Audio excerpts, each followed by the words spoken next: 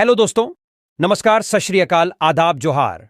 तो आज के इस वीडियो में हम जानेंगे झारखंड के सभी जिलों के तमाम छोटी बड़ी खबरों को। अगर अभी तक आपने इस चैनल को सब्सक्राइब नहीं किए हैं तो कर लीजिए हर रोज झारखंड की तमाम छोटी बड़ी खबरों को जानने के लिए। तो चलिए नजर डालते हैं आज के खबरों पर।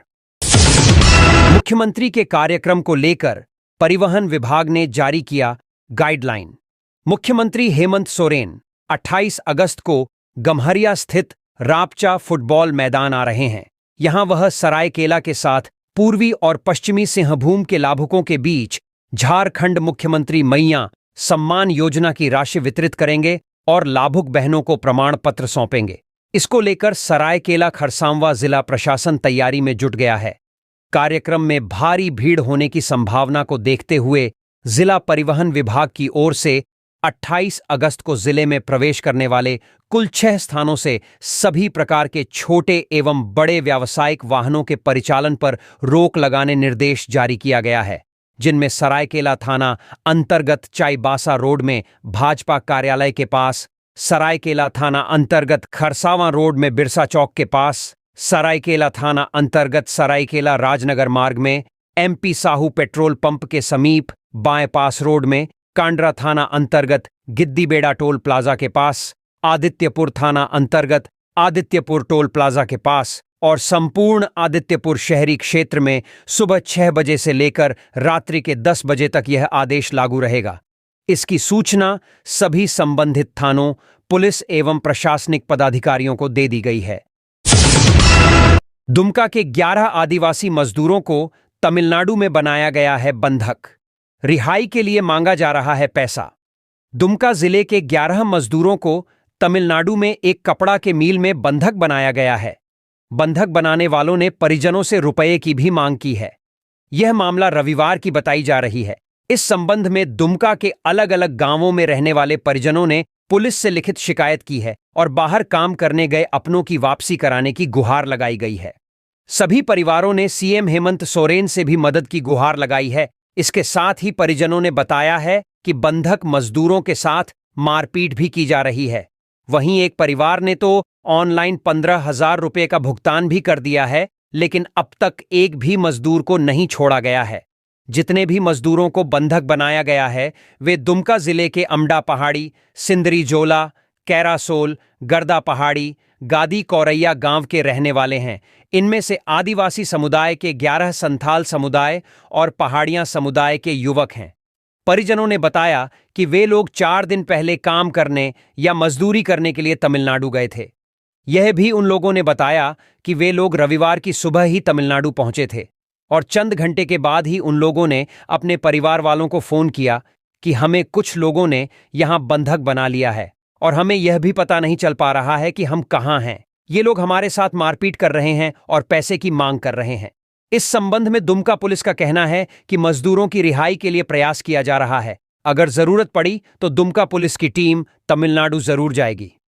तमिलनाडु में बंधक बनाए गए लोगों में दीपक पहाड़ियां, शंकर पहाड़ियां, राजू पहाड़ियां, नोरेन सोरेन, जोगेश सोरेन, मुंशी मुर्मू और राजकिशोर पहाड़ियां शामिल हैं। आदिवासियों के पूजा स्थल को बना दिया कब्रिस्तान, हो गया तनाव का माहौल। जामताड़ा जिले में मुस्लिम और जनजातीय समुदायों के बीच भूमि विवाद में माहौल गरमाया हुआ है।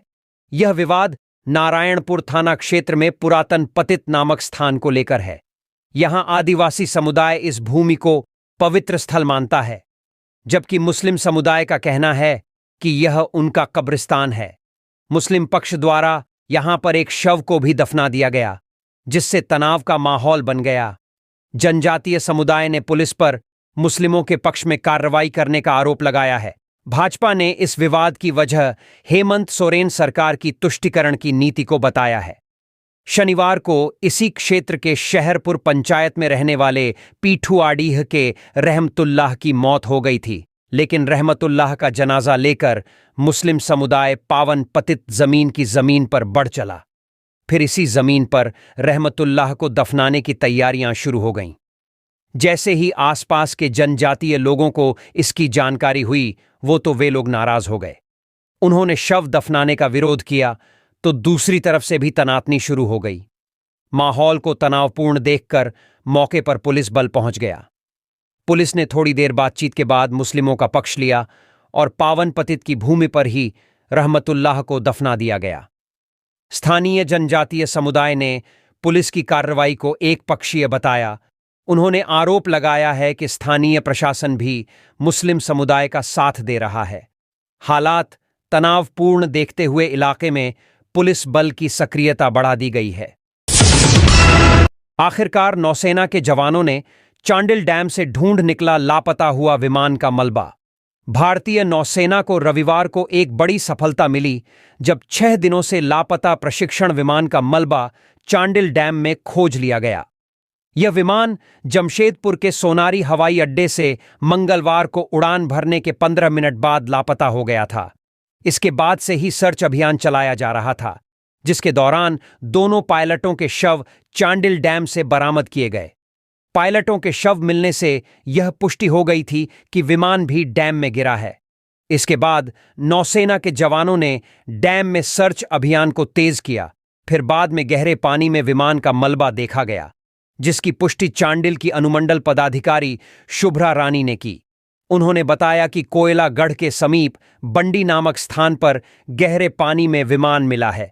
नौसेना के जवानों ने प्रमाण के तौर पर विमान का एक टुकड़ा पानी से बाहर निकाला और इसकी जानकारी मीडिया को दी। नौसेना के अनुसार मलबा अभी भी गहरे पानी में है और इसे निकालने का काम जल्द ही शुरू किया जाएगा। टीम ने आश्वासन दिया है कि जैसे ही कोई नया अपडेट मिलेगा तुरंत मीडिया को सूचित किया जाएगा। जमीन विवाद में 2 पक्षों के बीच मारपीट, महिला घायल। धनबाद के भूली ओपी क्षेत्र के पांडरपाला में जमीन विवाद में 2 पक्षों के बीच मारपीट हो गई, जिसमें एक महिला घायल हो गई। घायल महिला का नाम अंजुम खातून है। फिलहाल इनका इलाज धनबाद के SNMMCH में चल रहा है। अंजुम खातून ने बताया कि घर के बंटवारे को लेकर परिवार में विवाद चल रहा है और बंटवारे को लेकर परिवार के लोग उसके साथ 2 बार मारपीट भी कर चुके हैं। रविवार की देर शाम भी उन लोगों ने मारपीट की। फिर महिला ने मामले की शिकायत भूली ओपी थाना में की है। ओपी प्रभारी ने बताया कि 3 डिसमिल पुश्तैनी जमीन को लेकर विवाद है। परिवार में 10 सदस्य हैं, जिनमें 7 भाई व 3 बहन हैं। सभी लोग जमीन व घर में हिस्सा की मांग कर रहे हैं। सहमति नहीं बनने की वजह से उन लोगों में आपस में ही मारपीट हो गई। दोनों ओर से मारपीट की शिकायत मिलने के बाद FIR दर्ज कर मामले की जांच शुरू कर दी गई है। जो भी दोषी होगा उस पर कानून सम्मत कार्रवाई की जाएगी। युवक ने घर में फांसी लगाकर की आत्महत्या। चांडिल थाना क्षेत्र के कपाली ओपी अंतर्गत मिल्लत नगर रोड नंबर 1 निवासी 28 वर्षीय मोहम्मद सरफराज ने रविवार की रात अपने घर में कपड़े का फंदे के सहारे लटककर आत्महत्या कर ली। मृतक अपने सभी भाई बहनों में सबसे छोटा था। परिजनों के अनुसार मोहम्मद सरफराज रविवार की रात लगभग 11 बजे खाना खाकर कमरे में सोने चला गया। वहीं परिवार वालों ने सोमवार की सुबह देखा कि सरफराज अपने कमीज के सहारे फंदे में लटका हुआ था। सरफराज की मौत के बाद परिवार में मातम पसरा हुआ है। परिजनों द्वारा इसकी सूचना पुलिस को देने के बाद कपाली ओपी की पुलिस घटनास्थल पर पहुंची और शव को फंदे से उतारकर पोस्टमार्टम के लिए सरायकेला सदर अस्पताल भेज दिया। कपाली ओपी पुलिस ने बताया कि मृतक नशे का आदी था और कामकाज भी नियमित रूप से नहीं करता था। पुलिस मामले की सभी बिंदुओं पर जांच कर रही है। छत का प्लास्टर गिरने से विक्रमपुर गांव निवासी उदय गोप घायल।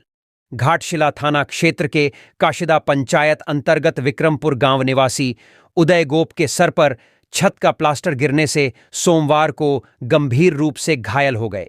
तभी परिजनों ने घायल अवस्था में उसे उठाकर अनुमंडल अस्पताल पहुंचाया। अनुमंडल अस्पताल के चिकित्सक डॉक्टर मीरा मुर्मू ने प्राथमिक उपचार की। डॉक्टर मीरा मुर्मू ने बताई कि सर के ऊपर छत का प्लास्टर टूटकर गिरने से पिछले हिस्से में गंभीर चोट लगी है। कई टांके लगाए गए हैं। कुछ देर ऑब्जर्वेशन में रखने के बाद स्थिति को देखते हुए बेहतर इलाज के लिए रेफर किया जा सकता है। परिजनों ने बताया कि बारिश के समय घर के अंदर भोजन कर रहे थे। इस दौरान अचानक प्लास्टर टूटकर सर पर गिर गया। सर से काफी खून बहा रहा था, जिसके कारण वह बेहोश होकर गिर पड़े। अलकायदा का संदिग्ध आतंकी डॉक्टर इश्तियाक का करीबी बबलू खान पहुंचा ईडी ऑफिस। फंडिंग को लेकर होगी पूछताछ। अलकायदा के संदिग्ध आतंकी डॉक्टर इश्तियाक के करीबी बबलू खान सोमवार को ईडी ऑफिस पहुंचा, जिसके बाद उससे पूछताछ शुरू कर दी गई है। इश्तियाक का कनेक्शन रांची जमीन घोटाले के आरोपियों से भी जुड़ा है। ईडी ने जमीन घोटाले में जेल में बंद अफसर खान के भाई और जेल में बंद ताल्हा खान के ससुर बबलू खान को समन किया था। बबलू खान के अस्पताल से इश्तियाक के जुड़े होने की बात सामने आई है और इनकी पारिवारिक रिश्तेदारी भी है। जमीन घोटाले से अर्जित राशि से आतंकी संगठन को फंडिंग हुई या नहीं, ईडी इसकी जांच कर रही है। अफसर अली और ताल्हा जमीन घोटाले में चार्जशीटेड हैं। बबलू खान कांग्रेस के सक्रिय कार्यकर्ता हैं। पिछले दिनों झारखंड एटीएस और दिल्ली पुलिस की स्पेशल टीम ने अलकायदा इन इंडियन सब कॉन्टिनेंट के मॉड्यूल से जुड़े केस में संदिग्ध डॉक्टर इश्तियाक अहमद को गिरफ्तार किया था। जांच में उसके बबलू खान से करीबी संबंध की जानकारी के बाद उससे पूछताछ के लिए समन किया गया था। बबलू खान कांग्रेस नेता हैं और लेक व्यू अस्पताल के संचालक हैं। अलकायदा इन इंडियन सब कॉन्टिनेंट के झारखंड मॉड्यूल का गठन अब्दुल रहमान कटकी ने किया था। डॉक्टर इश्तियाक उसी को आगे बढ़ा रहा था। इश्तियाक मूल रूप से झारखंड के जमशेदपुर का रहने वाला है। रांची के मेडिका अस्पताल में वह रेडियोलॉजी विभाग में काम करता था। इसके अलावा हजारीबाग में भी उसका अपना क्लिनिक है। बताया जा रहा है कि हजारीबाग आने जाने के क्रम में ही उसने फैजान अहमद को संगठन से जोड़ा था। डॉक्टर रांची के जोड़ा तालाब स्थित अल हसन रेसिडेंसी में रहता है। बता दें कि इश्तियाक ने रांची के रिम्स से एमबीबीएस किया है। भंडरा में 5वीं बार 27 हाथियों से झुंड की धमक से ग्रामीणों में दहशत, वन विभाग का प्रयास नाकाफी। लोहारदगा भंडरा प्रखंड क्षेत्र में जंगली हाथियों का आतंक जारी है। रविवार देर रात क्षेत्र में फिर से करीब 27 हाथियों के झुंड के अचानक आगमन ने भंडरा प्रखंड क्षेत्रवासियों के होश उड़ा दिए हैं। उल्लेखनीय है कि जंगली हाथियों के इस झुंड का भंडरा प्रखंड क्षेत्र में लगातार 5वीं बार आगमन होने से लोगों में डर का माहौल है। भंडरा प्रखंड क्षेत्र में पहुंची हाथियों के झुंड ने कई गरीबों के आशियाने को ध्वस्त कर बेघर कर डाला है। वहीं कैरो प्रखंड अंतर्गत ग्राम नरौली होते हुए भंडरा प्रखंड क्षेत्र पहुंचे हाथियों के झुंड ने सैकड़ों किसानों के धान की खेती को नुकसान पहुंचाया है। इधर इसकी जानकारी वन विभाग और ग्रामीणों को लगी तो उसे खदेड़ने का सार्थक प्रयास किया जा रहा है, लेकिन हाथियों का झुंड क्षेत्र छोड़ने का नाम नहीं ले रहा है। बता दें कि बीते देर रात्रि फिर से भंडरा प्रखंड क्षेत्र के बंडा, आकाशी, कुम्हारियां, कसपुर, नौडीहा, पजरी, बिटपी, सेमरा होते हुए तिलसरी पतरा में हाथियों का झुंड अड्डा जमाए हुए है। इससे क्षेत्र में अफरा तफरी का माहौल उत्पन्न हो गया है, जिससे क्षेत्र के लोगों में खौफ बना हुआ है। यहां पर हाथियों के इस झुंड ने फिर से गरीबों के मकान और दुकान को तोड़कर नुकसान पहुंचाया है। भंडरा प्रखंड क्षेत्र के ग्रामीणों का कहना है कि विगत 4 महीने से लगातार जंगली हाथियों के झुंड ने गरीबों के घर ध्वस्त कर दिए हैं। साथ ही किसानों के फसलों को रौंदकर कमर तोड़कर रख दिया है। ग्रामीणों के मुताबिक जंगली हाथियों को सुरक्षित स्थान तक पहुंचाने के लिए वन विभाग द्वारा किया जा रहा रेस्क्यू महज खानापूर्ति बनकर रह गया है। यदि वन विभाग सकारात्मक रूप से भूमिका निभाता तो अभी तक जंगली हाथियों के इस झुंड को नियंत्रित और सुरक्षित स्थान तक पहुंचाया जा सकता था, लेकिन वन विभाग हाथियों को रेस्क्यू करने के नाम पर सिर्फ और सिर्फ खानापूर्ति कर रही है। गांव वालों का कहना है कि शाम ढलने के बाद शुरू हुई रेस्क्यू आधे घंटे से 45 मिनट में ही खत्म हो जाता है। ग्रामीणों के अनुसार लगातार गजराजों की टोली द्वारा किसानों के फसलों एवं घरों को तोड़फोड़ करने से अब तक 25 लाख रुपए से भी अधिक का नुकसान हो चुका है। इसके बाद भी वन विभाग की टीम कोई ठोस कार्रवाई नहीं कर पा रही है। ग्रामीणों का आरोप है कि रेस्क्यू के नाम पर वन विभाग सिर्फ खानापूर्ति कर रही है, जिसका खामियाजा किसानों और गरीब परिवार को भुगतना पड़ रहा है।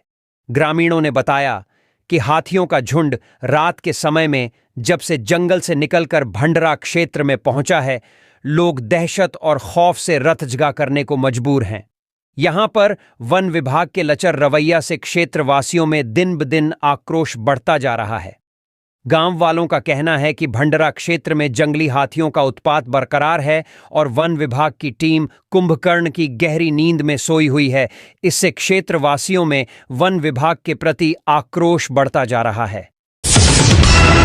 कड़ी सुरक्षा के बीच राजधानी में निकला चेहल्लुम जुलूस। राज्य में कल चेहल्लुम मनाया गया। जगह जगह जुलूस निकाले जा रहे थे। रांची में भी चेहल्लुम मनाया जा रहा था। चेहल्लुम जुलूस को लेकर राजधानी में कोतवाली डीएसपी प्रकाश सोए के नेतृत्व में पुलिस ने कड़ी सुरक्षा व्यवस्था की, जिसके बीच रांची के हिंदपीढ़ी और मेन रोड से चेहल्लुम का जुलूस निकला। बच्चे, बूढ़े और नौजवान सभी जुलूस में शामिल हुए। इस दौरान राजधानी में पुलिस की व्यवस्था बेहद दुरुस्त दिखी। वहीं पुलिस सोशल मीडिया पर भी नजर रखा रही। जुलूस में शामिल शिया समुदाय के लोगों ने अपने शरीर को लहूलुहान कर दिया। जुलूस में आगे आगे तिरंगा के साथ निशान चल रहा था। झारखंड में सक्रिय 3 बड़े उग्रवादी संगठनों में बचे सिर्फ 7 बड़े उग्रवादी। झारखंड में भाकपा माओवादी के अलावा कई छोटे बड़े उग्रवादी संगठन सक्रिय हैं। इन उग्रवादी संगठनों में 3 उग्रवादी संगठनों प्रमुख हैं। इनमें टीपीसी, पीएलएफआई और जेजेएमपी उग्रवादी संगठन शामिल हैं। तीनों उग्रवादी संगठन समय समय पर आपराधिक घटनाओं को अंजाम देकर झारखंड पुलिस को चुनौती देने का काम करते रहे हैं। इस दौरान तीनों उग्रवादी संगठनों के कई छोटे बड़े उग्रवादी पकड़े गए हैं या फिर मुठभेड़ में मारे गए हैं। वर्तमान में हालात यह है कि इन उग्रवादी संगठनों में सिर्फ 7 बड़े उग्रवादी बचे हैं। इनमें टीपीसी के 3, पीएलएफआई के 1 और जेजेएमपी के 3 उग्रवादी शामिल है। 10 लाख के इनामी भीखन गंझू की गिरफ्तारी और मुकेश गंझू के सरेंडर करने के बाद टीपीसी में सिर्फ 3 बड़े इनामी उग्रवादी बचे हैं। इनमें 25 लाख का इनामी ब्रजेश गंझू और 15 लाख का इनामी आक्रमण गंझू और 10 लाख का इनामी आरिफ उर्फ शशिकांत शामिल है। झारखंड पुलिस और एनआईए के रडार पर टीपीसी सुप्रीमो ब्रजेश गंझू, आक्रमण गंझू भी है। झारखंड पुलिस ब्रजेश गंझू को पकड़ने में अब तक सफल नहीं हो पाई है। पीएलएफआई उग्रवादी संगठन के खिलाफ झारखंड पुलिस का अभियान लगातार जारी है। इस दौरान जिदन गुड़िया, शनिचर सुरीन समेत कई इनामी उग्रवादी मारे गए हैं। सुप्रीमो दिनेश गोप समेत कई इनामी उग्रवादी गिरफ्तार हुए हैं। वर्तमान में पीएलएफआई संगठन में सिर्फ एक बड़ा उग्रवादी 15 लाख का इनामी मार्टिन कैरकेट्टा बचा हुआ है। जेजेएमपी उग्रवादी संगठन में सिर्फ 3 बड़े उग्रवादी बचे हैं, जिनमें 10 लाख का इनामी जेजेएमपी सुप्रीमो पप्पू लोहरा, 5 लाख का इनामी लवलेश गंझू और 5 लाख का इनामी रविंद्र यादव शामिल है।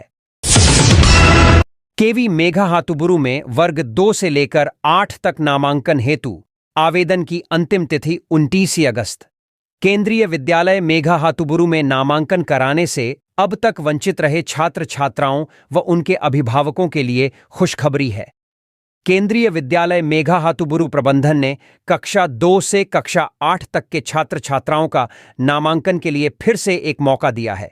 विद्यालय के प्राचार्य डायरेक्टर आशीष कुमार ने बताया है कि कक्षा 2 से कक्षा 8 तक के बच्चों का नामांकन हेतु ऑफलाइन आवेदन जमा करने की अंतिम तिथि 29 अगस्त तक है। 30 अगस्त को आवेदनों की जांच कर चयनित छात्र छात्राओं का नाम नोटिस बोर्ड पर लगा दिया जाएगा। 31 अगस्त को नामांकन लिया जाएगा। यह छात्र छात्राओं के लिए अंतिम मौका दिया जा रहा है। लातेहार जलकुंभी से भर गया डैम, मछली पालक परेशान। झगराहा डैम में पिछले 2-3 साल से जलकुंभी और जलीय घास फूस उग आए हैं।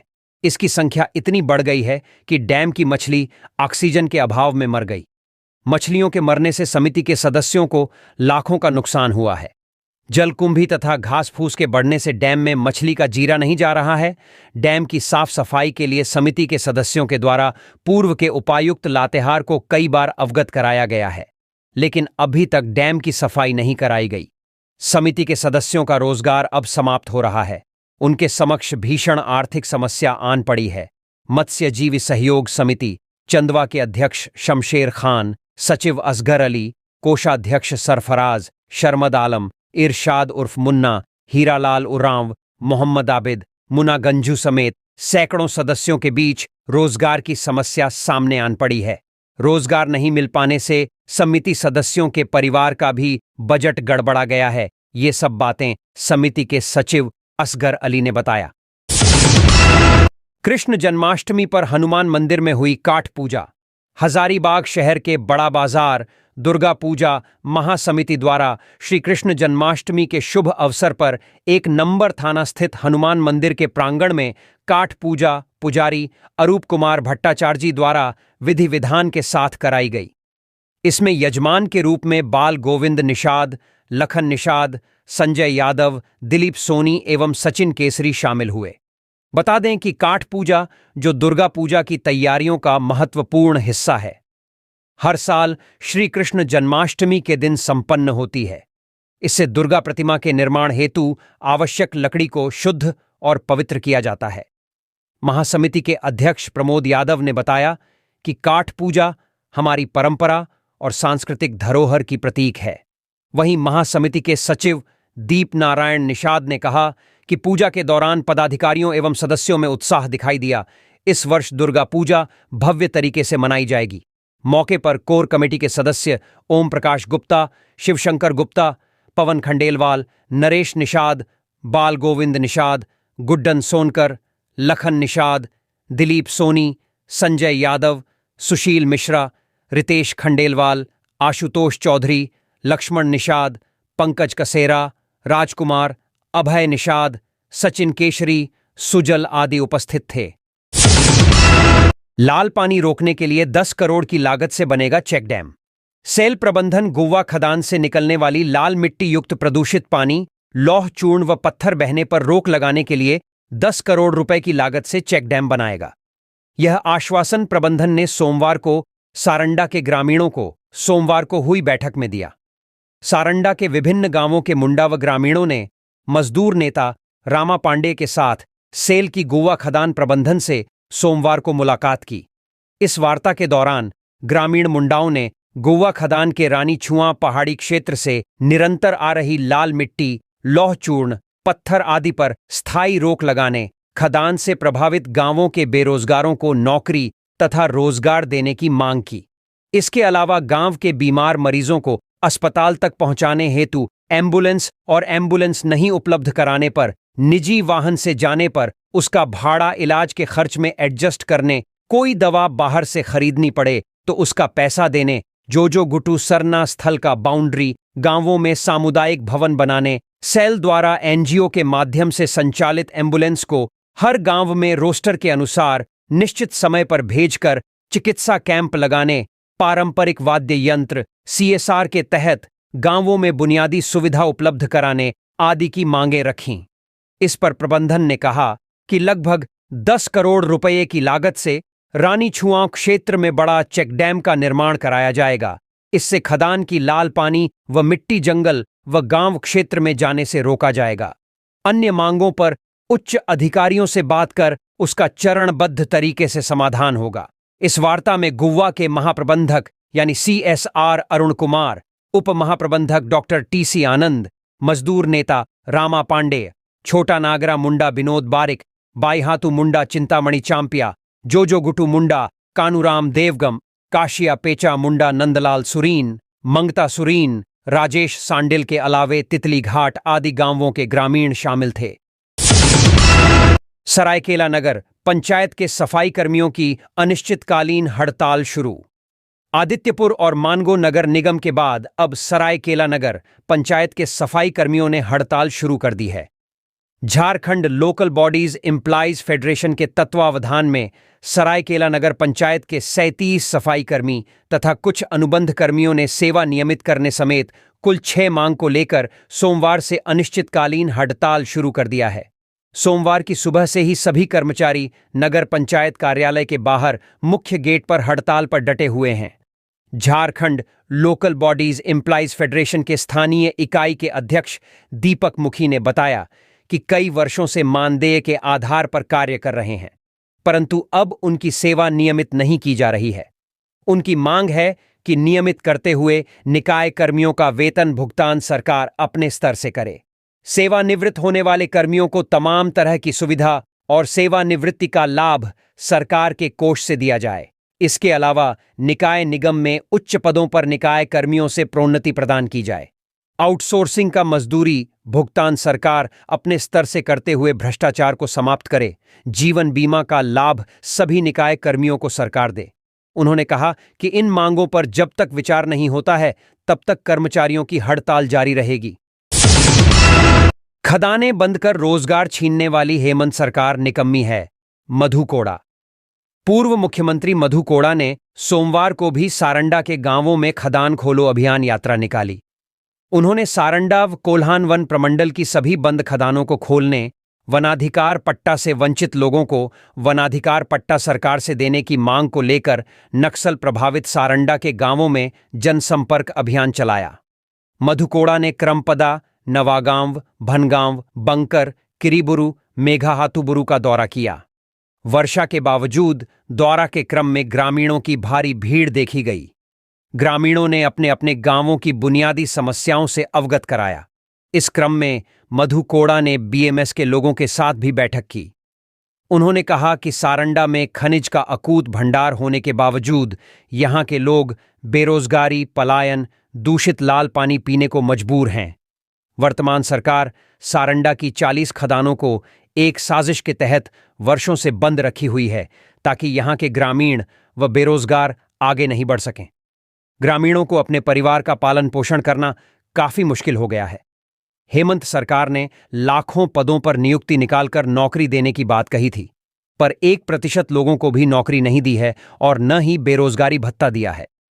खद्दान खोलो अभियान यात्रा के अंतिम दिन 28 अगस्त को बड़ा जामदा में रैली एवं विशाल आम सभा में शामिल होने के लिए उन्होंने ग्रामीणों को निमंत्रण दिया। मधु कोड़ा ने कहा कि सारंडा में आदिवासी एवं अन्य समुदाय सदियों से निवास कर रहे हैं और इनकी संख्या काफी है। इन क्षेत्रों के निवासी वन भूमि और वनोत्पाद पर पूरी तरह से निर्भर हैं। आय इतनी कि महीना के अंत में दुकानों में कर्ज हो जाता है।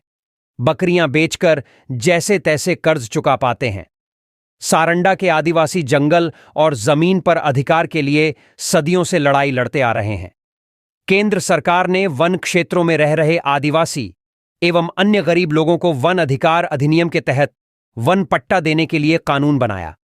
हेमंत सरकार द्वारा वन क्षेत्रों के निवासियों को आज तक वन पट्टा नहीं दिया गया। यहां की वर्तमान सांसद सह पूर्व मंत्री जोबा मांझी भी हर साल वन पट्टा देने की बात कहकर सारंडा के ग्रामीणों को गुमराह कर वोट हासिल करती आ रही हैं।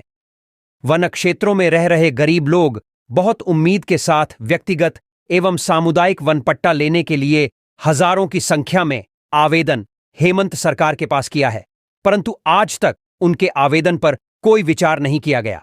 वन पट्टा हेतु 3 सितंबर को नोवामुंडी, 4 सितंबर को मनोहरपुर, 5 सितंबर को जगन्नाथपुर, 6 सितंबर को गोइलकेरा एवं 7 सितंबर को टोंटो प्रखंड कार्यालय में धरना प्रदर्शन किया जाएगा।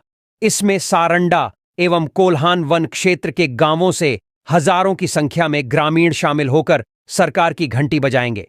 इस दौरान सारंडा मंडल अध्यक्ष मधुसूदन तुबिद, राजेश मुंडा, चंद्रराम मुंडा, देवदारी कुमार, संजीव राय, राजकुमार गुप्ता, कीनूराम मुंडा, अफ्ताब आलम, प्रफुल्ल मंडल, सोनाराम गोप, श्याम गुप्ता, अरविंद लाल, दामू मुर्मू, वीरेंद्र मिश्रा, सोमा नाग, चंदा देवी, आशना बिरुवा आदि मौजूद थे।